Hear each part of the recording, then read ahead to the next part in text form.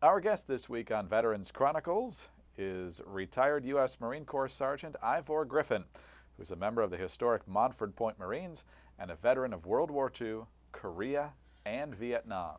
Sergeant, it's an honor to have you with us. Thank you. Thank you. Tell us a little bit about where you were born and raised. I was born in Philadelphia, Pennsylvania, raised there, and went to school there. I left school and went in the Marine Corps. But what I did was registered at 17. And when they called me, what happened was they separate us. He says, you go there, you go to the Navy, you go to the Marines. So it wasn't your choice. No, it wasn't my choice. But anyhow, I was delighted, because the Marines, So anyhow, that's how I got to become a Marine. Now, you enlisted in 1944, so it's more than a couple of years after Pearl Harbor. What was your reaction to Pearl Harbor, and how much did that make you want to serve? Well, after reading the papers and listening to President Roosevelt, it sort of heated me up. You want to do something, And then my buddies and I, we was running around the street, says, let's go and register. So we only 17. Come on, let's register anyhow. So we went down and registered. They didn't ask us our date of birth. So we registered at 18, I had my card and everything. And about 4 months, they called me. And that's how I got in the Marine Corps. Now, the good news was that in 1941, the president ordered all the branches of service to allow African Americans into the service, but they still segregated you. So what were your thoughts on those two developments? Well, I think about segregation too much as a young kid, not until I got in the Marine Corps. And that's when I really found out. Traveling on the trains and the bus and being picked up at the station in Camp Lejeune and the station at Jacksonville, rather, I'm sorry. Station was segregated, whites on one side and blacks on the other. And that's when I really felt it. What else did you experience on the train and in the whole process? Well, on the train going down from the north, it wasn't so bad. But when we got to Wilson, North Carolina, that's when I really found out, because a bus picked us up and the bus was segregated. We had to sit in the back, and the bus took us to Jacksonville, North Carolina. And so you arrived at Camp Montford Point, which is how they... Well, it's not Camp Montford Point, it's Montford Point Camp. Okay. And what was that like, basic training? Well, we were picked up, once we got to the station, we were picked up by black Marines. And it was hell once I got on that base. And went through a series of training that really was really tough. We had a drill instructor. He was a private, was our drill instructor.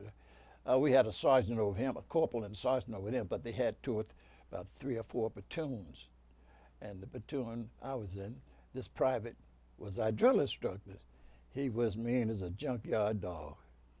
And I'm gonna tell you, I went through some experiences, like one experience I went through with him. I was the right guide, and the right guide had 3 squad leaders under him. And they picked me because I was in the Elks, and I knew how to drill and everything like that. So they picked me because I picked up real fast. And he says, Private Griffin. I said, yes, sir. Go and chew that tree down. I start to say, sir, I can't. I said, I know him. I know him. He was rough, tough. I went right over there and bit a piece of bark off, came back to him. He said, that's what I'm talking about. don't say, I can't do something unless you try it. But I paid for it. A critter was on that bark and bit me on my lip. My lip swelled up. Yeah. But anyhow, he was trying to instill in us that don't say, I can't do. Incredible. So where did you go after basic training? Well, after basic training, they began to open up because in certain fields in the Marine Corps for blacks. At first, a lot of guys who went in stewards, motor transport, stuff like that, they opened up a communication school for us right at Camp Lejeune on the base of Montford Point Camp. And I became a lineman. I went trained as a communication lineman, or what they call a wireman. And they had radio men too. And from that, I got my MOS, which is 2,500. And I went and started, when they sent me overseas to Guam, Saipan, I used my skills there. And talk about what that was like to actually put those in use. Oh, yes, yes. I put it in use because once I went to Guam and Saipan and Tinian, we had some Japanese prisoners over there that we were guards over. And 5 of them were war criminals, which were a couple admirals, general, and a sergeant. They had been pronounced guilty for what they had done to some airmen that were shot down. And they were taken to Guam, where they met their maker. Once I left Guam and Saipan, I came back, and I got in some good divisions. I got into 11th Marines, the 10th Marines rather, I'm sorry, 10th Marines, 2nd Marine Division. And that's where I began to hone my skills real well. And from there, I went to Guam. I'm sorry, from there I went to Korea. And that's where I honed my skills at too, with the 11th Marines, 1st Marine Division. So different duty stations while you were in World War II. What were your favorite and least favorite duty stations? Well, I did, in my final duty station was in corrections. And I was like duty warden there. And by the way, when I got out, I got into corrections. When I retired, I got into corrections and retired from that. But the duty I liked most was with the 10th Marines and 11th Marines. Now, after the war, you briefly left the Marine Corps, correct? Yes, I did. What did you do then? Well, I was at Fort Mifflin, which is guard duty at Philadelphia. And what we did was they took ammunition off the ships that came into the Navy Yard to be fixed or repaired, and all ammunition had to be stored there. Well, we seen that it was stored properly because we were guards, But from there, that's when I left the Marine Corps. And I went into work for Philadelphia Heat, Light and Power Company as a lineman, but I was an apprentice lineman. And that was a real nice job because what we had to do, being a lineman now, is very easy because they had cherry pickers. We had to use hooks all the way, stack gaff hooks to climb. I didn't have no such thing as cherry pickers. I stayed there for a while and I got to think about the Marine Corps again. And I came back on in. By the way, my sister went down to the recruit and said, he has children. He said, I'm sorry, he has already signed. So I went back in the Marine Corps again. I had to start at a lower rank. You said you thought about the Marine Corps. What was it about remembering your time in the Corps that made you want to go back? The camaraderie, and you know, and I like to travel, too, you know. So when I came back in, I stayed for a while at the base, back at Quantico. They sent me to Quantico, and I was doing wireman work there, doing communications, and I volunteered to go to Korea. I don't know what made me do that, but I did it. And there I went to 11th Marines, the 11th Marines, 1st Marine Division. And when I came back, when I did my tour over there, came back to 10th Marines, which is the same as the 11th Marines. They're both artillery units. Where in Korea were you during your tour? Well, I don't remember the place, but I do know what happened was when Thanksgiving of that one of those years, I was eating Thanksgiving dinner on the Yalu River. We had chased the regulars, Chinese regulars, over the Yalu River, and the commanding general wanted to go and follow him, and that's when I think he got fired. They stopped us at the Yalu River, and we stayed there, I guess, about 10 days. Then we came back to our original positions. And I was told that on our way back, 1st Marine Division annihilated 2 or 3 of the Korean divisions, North Korean divisions.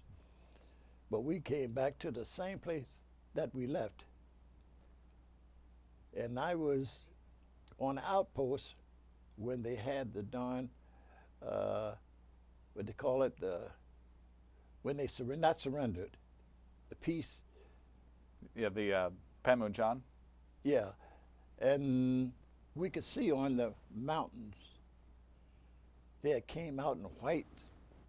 They were real far away, I guess about 3 miles. I was on outpost and I saw all these white robes and black hats. And they had the armistice. Yes. Yes. And I was there when they had the armistice. Wow. Sir, let's take a quick break. We'll be right back with Sergeant Ivor Griffin on Veterans Chronicles.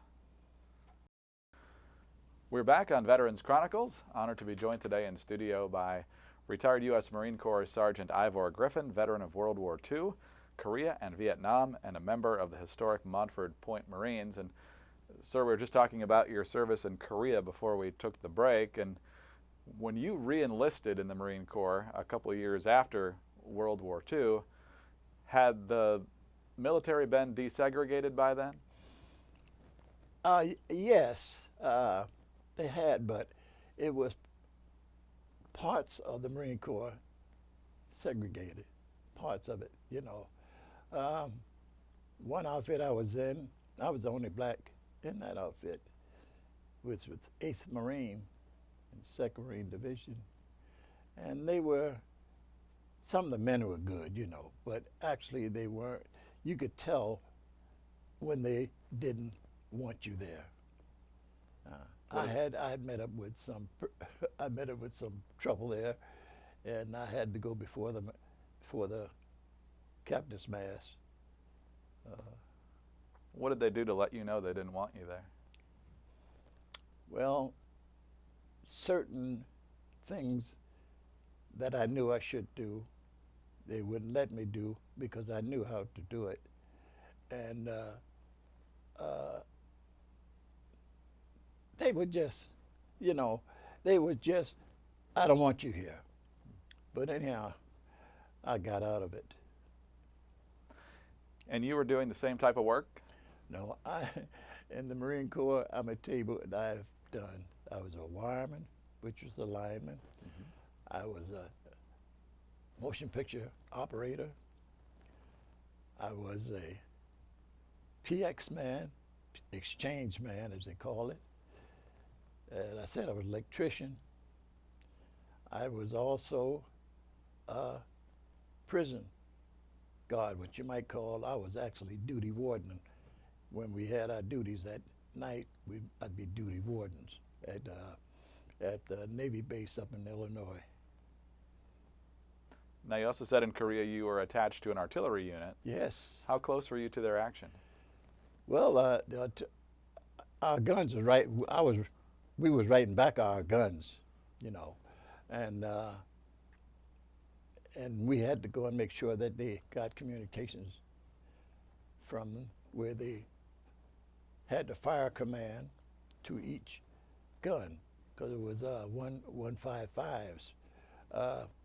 Headquarters was 155s, and the other units like companies, smaller companies, they had 105s. Any close calls? Did you ever feel like your life was in danger?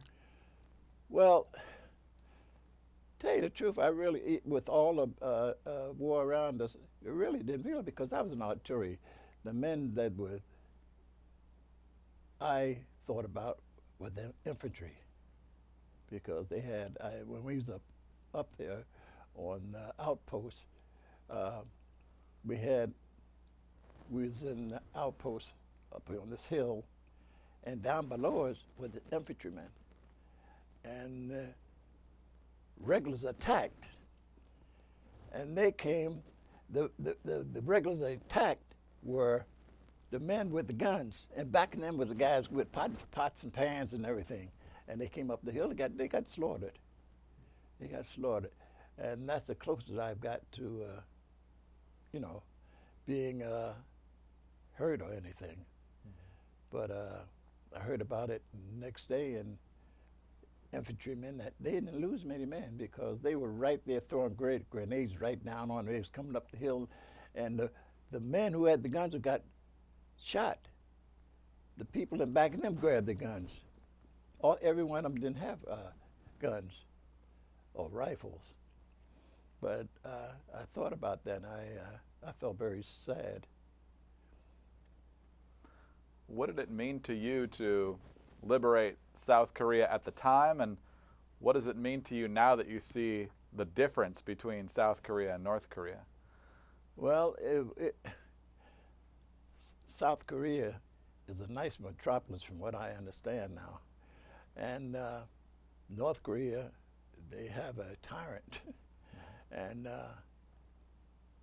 they don't have the same privileges and don't have the same thing as South Korea has. But they have the war machine, you know. They have the war machine because they're always demonstrating it with this young, I would call it dictator. Mm-hmm.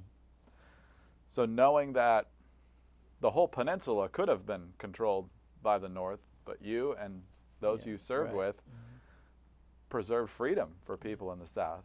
Well, you think about it, and you feel glad, you know, glad to help the people who are there.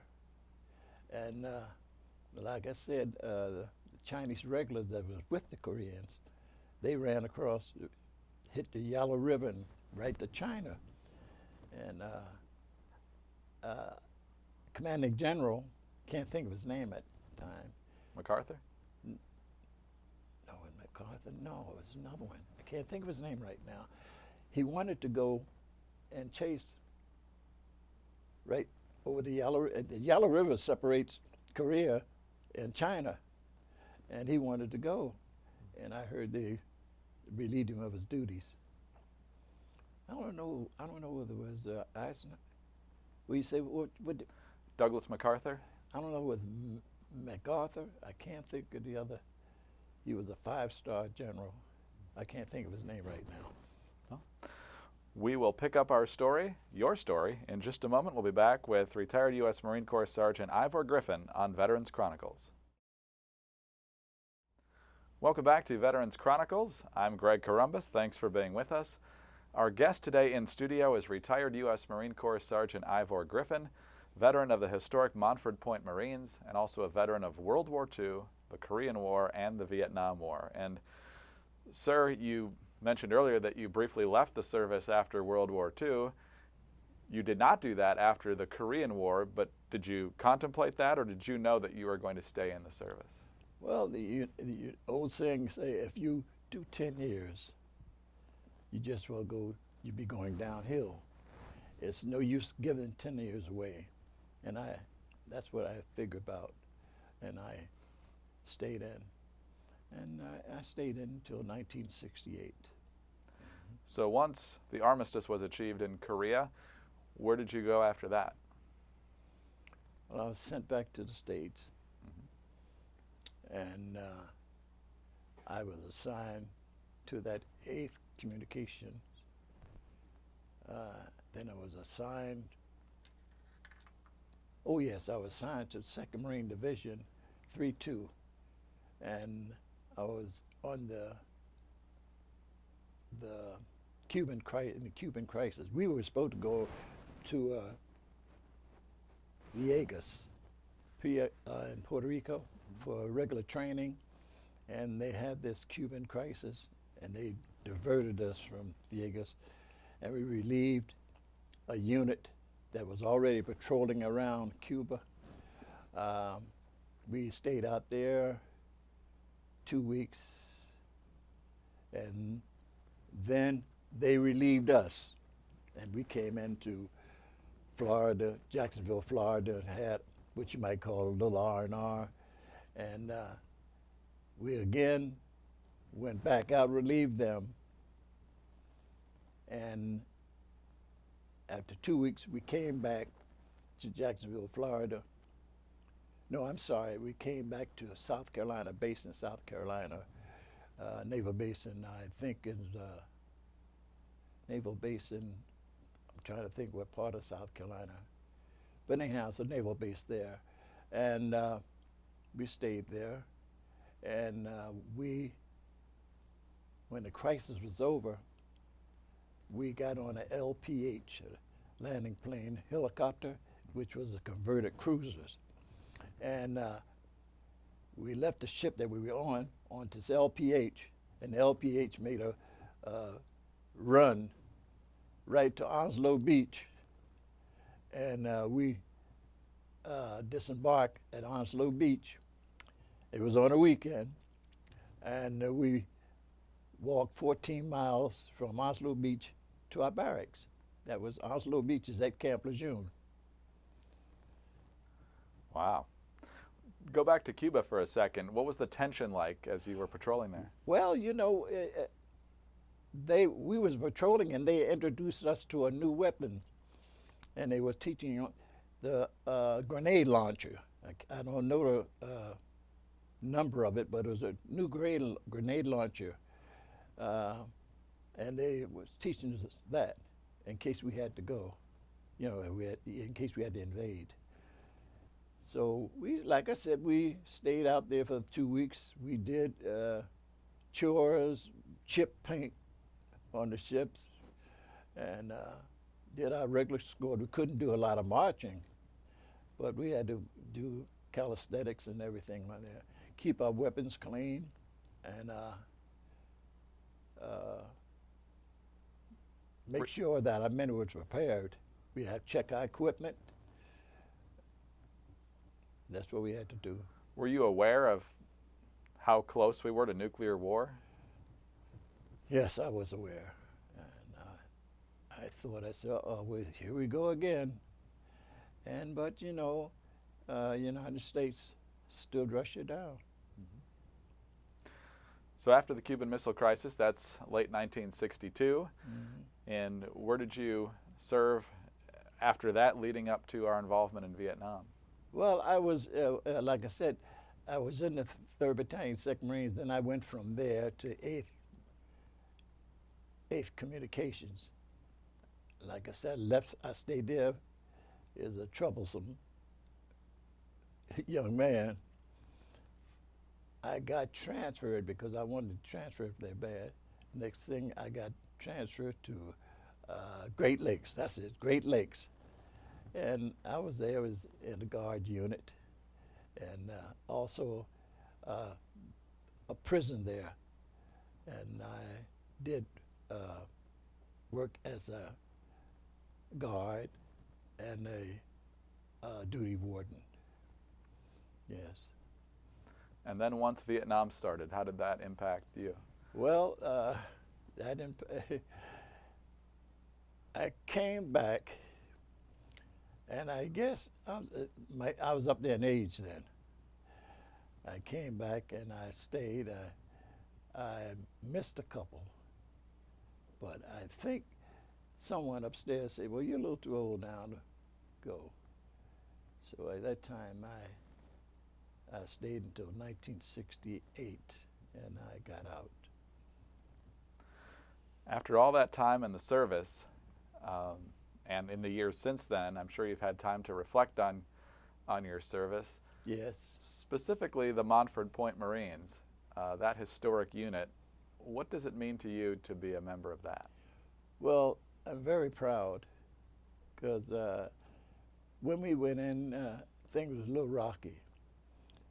Like a couple of officers, black officers, always thank me if I'd see them, say, "Thank you for making it possible for us to get in. Thank you for being the first." And they would thank me.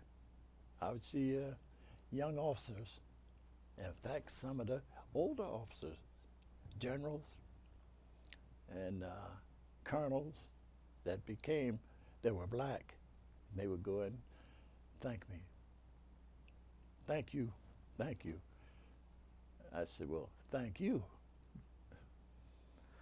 And there was a tremendous honor for the Montford Point Marines back in 2012. Well, yes. You received the Congressional Gold Medal, which you're wearing right now. Yes. What was yes. that? What was that day like for you? Well, very proud. Sometimes I think about it and tears come to my eyes. I met some of my old comrades there, and some of them were in wheelchairs, some have been wounded, and some of them were sick, but they came out anyhow, wheelchairs, they came. And we was at the Marine Corps barracks, 11th and, forget what, 11th and I, but anyhow, that's where the awards were given to us. We sat out there in the hot, it was hot, that was July, hot, sweating and everything. But they did sort of make it comfortable for us because we went there and each one of our chairs had water, and we had a black cap that said Montford Point Marines. And there was people out there tend to the other people that was invalid. And it was very, very nice. And it was good because the general came, 3-star general came and put this around my neck. I wanted to stand up. He said, "Don't stand. Stay there." And then there was another 3-star general on the other side. He was a 3-star black general named General Williams. He's retired now. He was putting the medals on the other side. He had 2 sides. And young men was following around with the medals on their arms, and they were holding on that the general would take it off and put it on us. And I met a lot of fellows that I hadn't seen in years, even ones that was at Fort Mifflin, where when I got out the first time, and I saw them, and they told me that they had Fort Mifflin. Men were called. They didn't go no combat training. They had 75% casualties. Yeah, and a lot of my friends never made it back. A lot of them had lost their limbs, and I had met one in Philadelphia, and he told me I'd asked him about one man, he got it. Asked about another, he got it. Frederick got it. And I said, I'll be darned. And see, now they have what they call advanced infantry training. At that time, they didn't have it. You know, we would go and fire weapons and everything, but not the infantry training that they have now. And I think that's why they had lost a lot of people. But they're up to par now. How many Montford Point Marines were there? Well, it was I think it was a little over 20, about 21,000. And I think living today is about 400. Either they died in action or died from sickness, something like that. So that day that you got the gold medal, quite a bit different circumstance than when you first joined. Yes. And the lady that first introduced it, can't think of her name. She was a senator down in Florida. I don't know her name, Corrine Brown. Congresswoman Corrine Brown. Yeah. Yes, and she was the first one to mention it, and it went right on up. And the commandant accepted, and he accepted well. Now, the legacy of service in your family continues. Oh, yes. My son-in-law, he's retired Master Sergeant. My granddaughter, which is his daughter, is at the Academy, Annapolis. She's a midshipman. Then another son-in-law of mine, because he's not with my daughter now, he was a Marine too. One of my sons retired in nuclear subs, first class, and first class with all gold stripes. He did a heck of a job because he came out and got a very good job. He had to go to Afghanistan twice, as a civilian, then went to Bulgaria. So plenty of military people in my family. That's a tremendous legacy. So when you think about everything you did in your career in uniform, 25 years or so, I guess, right? Almost. You think about the legacy of your family, you think about all the recognitions. What are you most proud of? I'm proud of the camaraderie we had after the war. And some places during the war, the camaraderie I had at 11th Marines, 10th Marines, and other places. And I'm proud to say that those places, units that I was in, they would accept me, and they noticed the work I did, and I got rewarded for it. Yeah, I was like in Korea. I was an electrician also, and we had to cut lights out at 11 o'clock because I wired up all the tents. And at 11 o'clock, we cut the lights out. But we had one tragedy there. The night after the armistice, which they were partying that night, but I went on sleep, but I cut the electricity off, the generator, and I went to sleep, and I didn't know anything until the next morning, and one of the tents burnt down, and one of the men, I think they had a little too much drink, and he got burned up.